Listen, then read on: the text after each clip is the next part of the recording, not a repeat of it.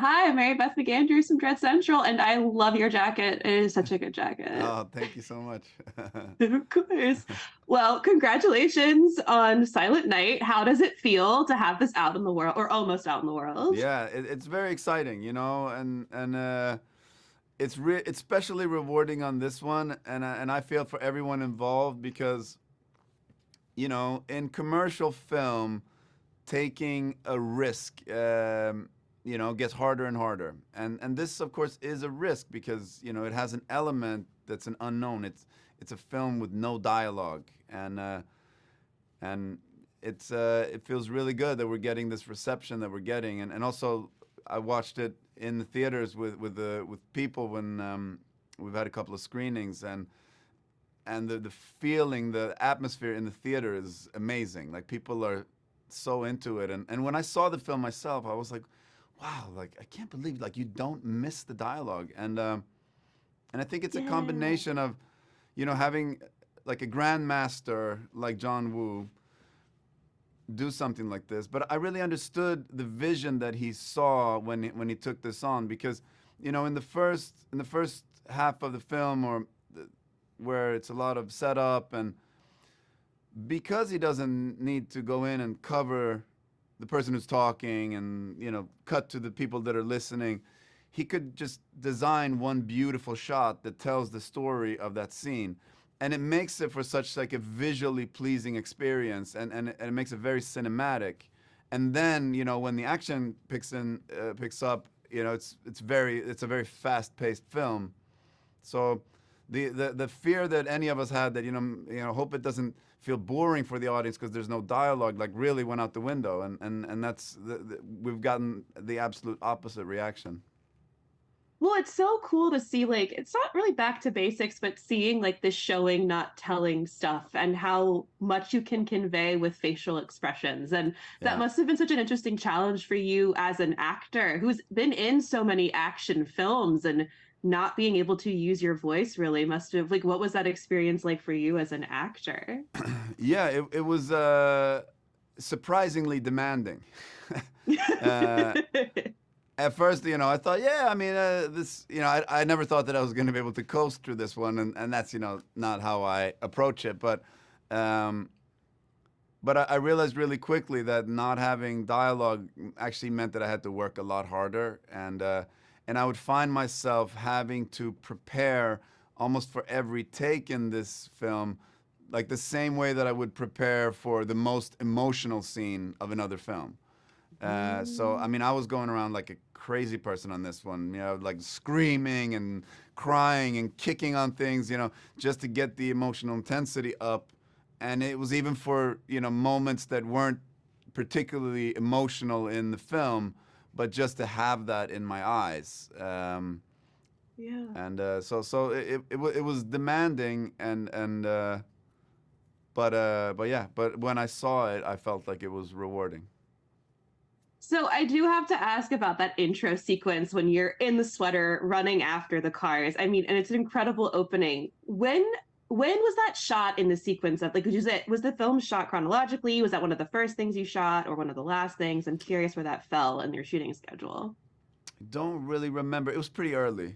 Okay. Yeah, we shot it pretty chronologically, but then there were things that fell out. Yeah. That's usually how it is. There's because Yeah. it's tied to locations and when you get permits for different locations and stuff like that. Um, yeah, I don't quite remember. I think it was pretty Yeah, early. but I'm curious, like, what that was like shooting that beginning, and you're running after these cars, and obviously I know there's stunt people and everything, but like, what was that like to just be so physical and so like sprinting and having all this rage and wearing a Christmas sweater and a jingle bell at the same time? Like, there's so many hilarious things happening, but it's such an incredible way to start this film. Yeah, like running around in Mexico City with a sweater on. They didn't need to like spray any sweat on me. I can tell you that. It was pretty hot, but Oh yeah. yeah, I mean it was a really physically demanding film and shoot, physically and emotionally, I guess. Um, Yeah. but it was we worked with great people, and I got to work with John Woo. So the work and the effort is also part of the fun.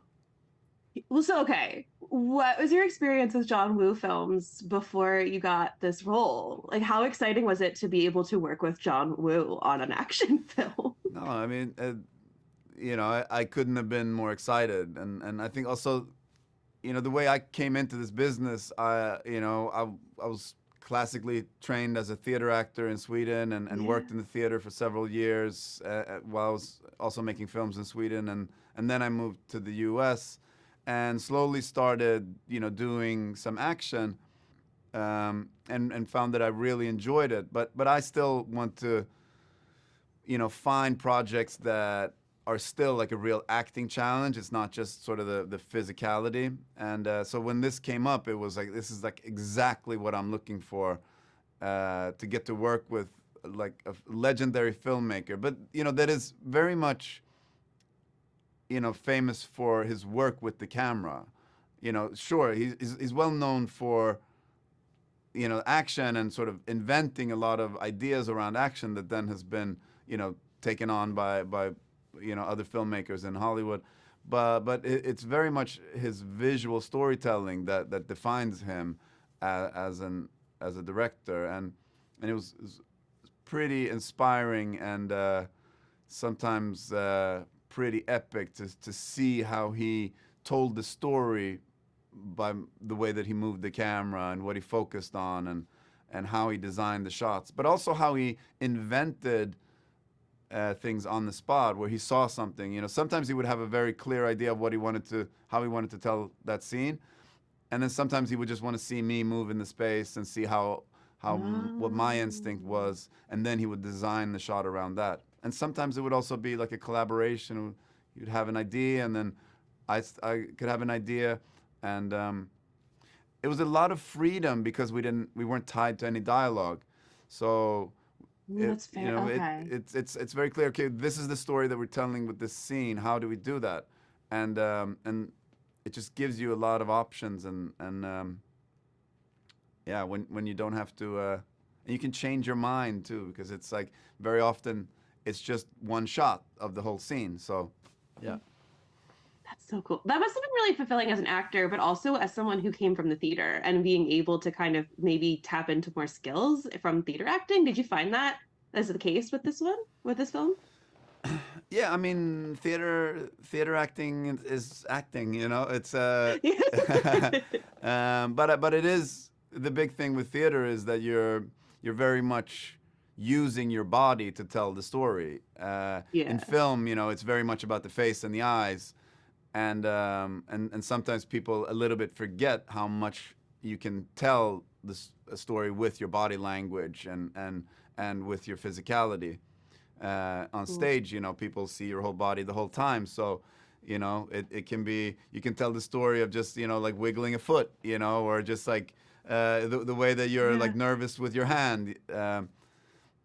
And That's awesome. so of course, there were a lot of those kind of physical storytelling aspects that came into play here that John also picked up on. That's amazing. Well, Joel, thank you so much for chatting with me today. It was so awesome to get to chat with you, and congratulations on this film. It is such a blast. Oh, thank you so much. It was a pleasure talking Have a to you. good day. You have a great day. You too. Take care.